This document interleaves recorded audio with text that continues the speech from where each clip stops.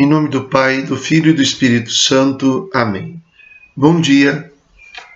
Do Evangelho segundo São Mateus. Naquele tempo, Jesus foi para as margens do mar da Galileia, subiu a montanha e sentou-se. Numerosas multidões aproximaram-se dele, levando consigo coxos, aleijados, cegos, mudos e muitos outros doentes. Então os colocaram aos pés de Jesus, e ele os curou. O povo ficou admirado quando viu os mudos falando, os aleijados sendo curados, os coxos andando e os cegos enxergando, e glorificaram o Deus de Israel. Jesus chamou seus discípulos e disse: Tenho compaixão da multidão, porque já faz 3 dias que está comigo e nada tem para comer.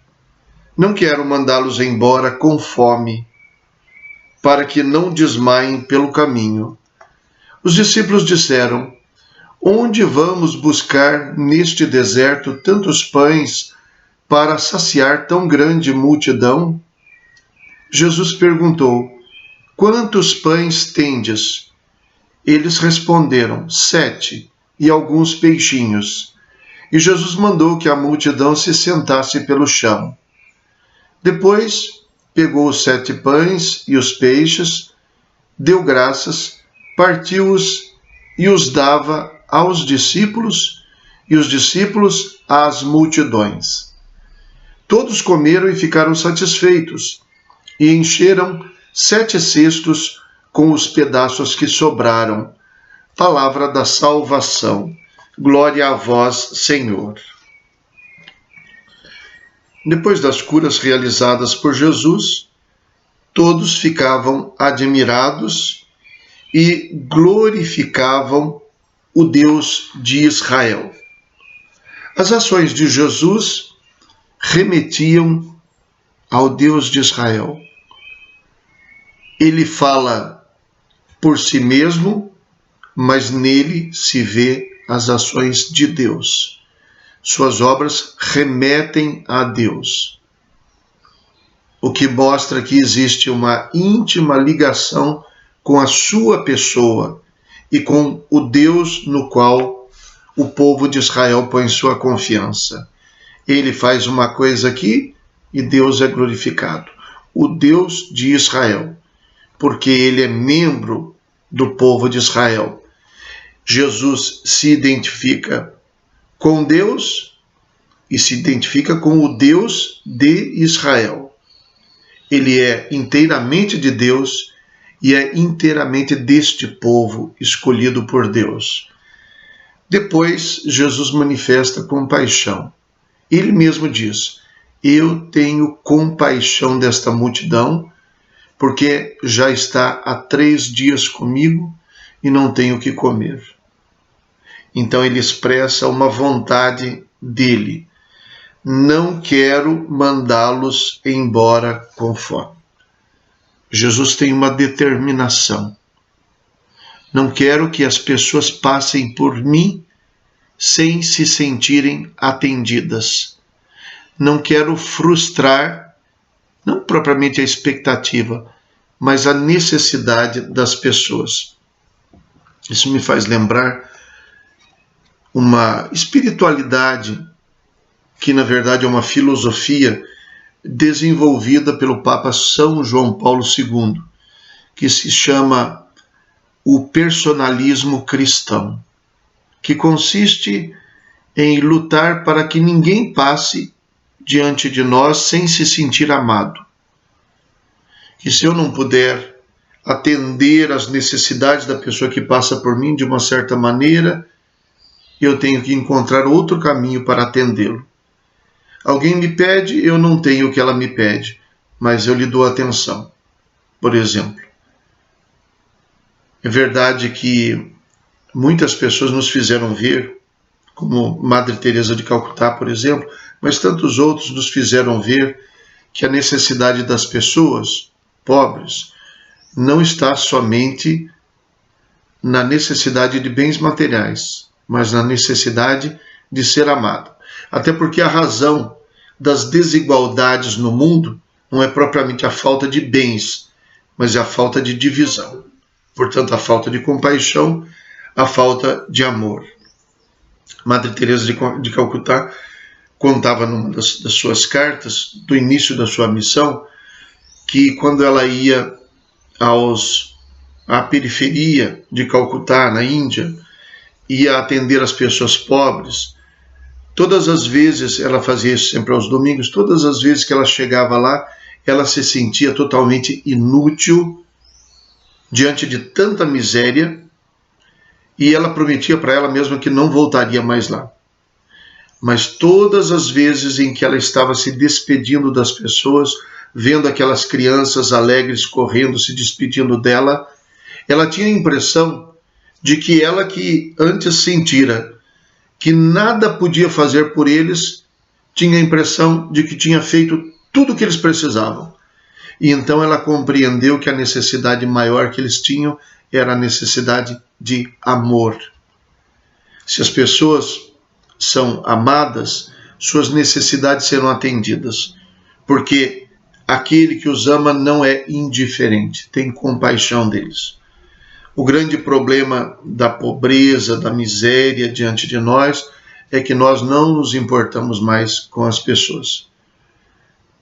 À medida em que nós tivéssemos verdadeiramente compaixão delas, não seríamos capazes de deixar que elas passassem por nós sem serem atendidas. Esta é uma reflexão muito importante para nós todos.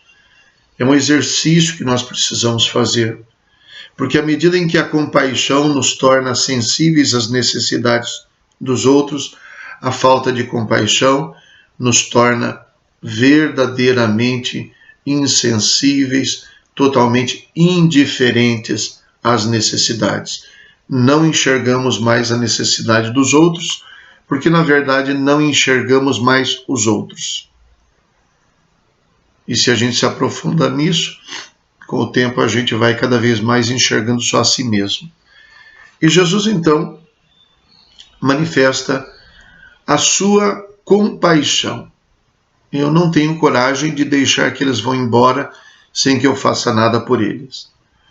Vem o questionamento dos discípulos. Onde vamos buscar?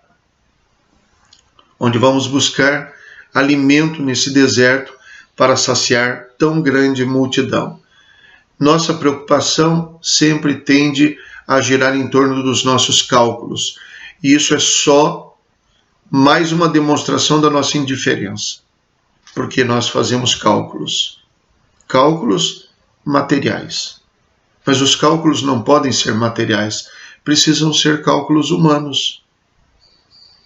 Um pai de família nunca poderá dizer: eu tenho que pagar uma dívida, então não vou comprar comida para o filho.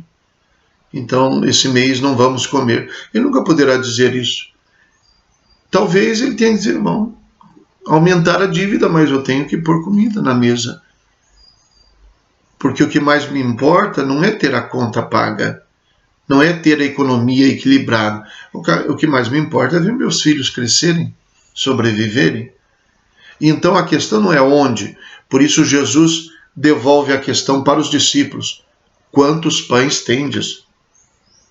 Não interessa quantos precisaria para dar, interessa quantos pães vocês têm. Vocês vão trabalhar com o que têm. O que vocês têm é o que vocês podem fazer, é o que vocês podem dividir. Se a gente achar que para poder dar aos outros, para poder dividir, a gente tem que ter bastante, nunca vamos dividir. Quem não dividir o pouco, não dividirá o muito. É por isso que a economia tem que estar a serviço da vida, e não o contrário. Para se melhorar a economia, pôr em risco a vida. A economia a serviço da vida. Não me interessa quantos pães precisariam, me interessa quantos vocês têm. O cálculo vem dizer: mas esse aqui é para nós. É exatamente esse que tem que dividir. E Jesus então realiza esta multiplicação dos pães, embora o maior milagre aqui não é propriamente a multiplicação, mas a divisão. É isso que se chama comunhão. E então, ele, curiosamente, diz assim, que ele pegou os pães, deu graças. A gente agradece pelo pouco. A gente não maldiz o pouco. Nem espera que seja muito para poder agradecer. Deu graças, partiu, e curiosamente ele não deu para a multidão, ele deu para os discípulos darem para a multidão.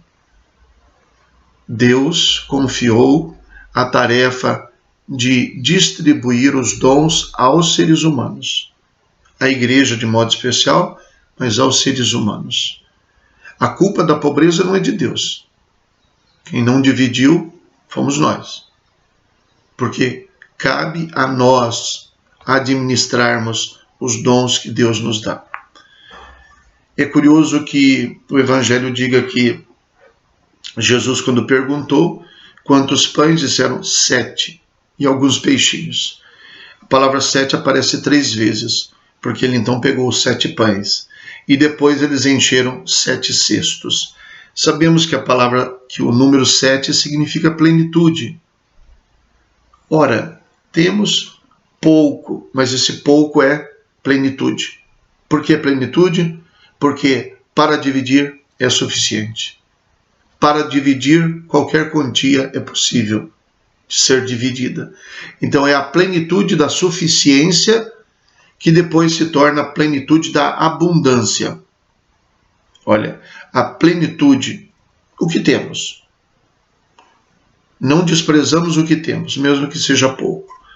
É a plenitude que é o que temos, é a plenitude sobre a qual se dá graças, agradecemos por isso. Eu não digo que bom que tem isso, mas falta aquilo, não. Eu agradeço por isso. E é a plenitude da abundância, da suficiência, plenitude de suficiência, para a plenitude da abundância. É assim que o ser humano vai crescer. É assim que o ser humano progride. Veja o exemplo da pandemia. Mais uma variante. Cada vez mais o ser humano vai ter que se convencer de que não adianta vacinar os países ricos e deixar os outros países, 20% dos países, usarem toda a vacina que foi produzida. É preciso vacinar o mundo inteiro.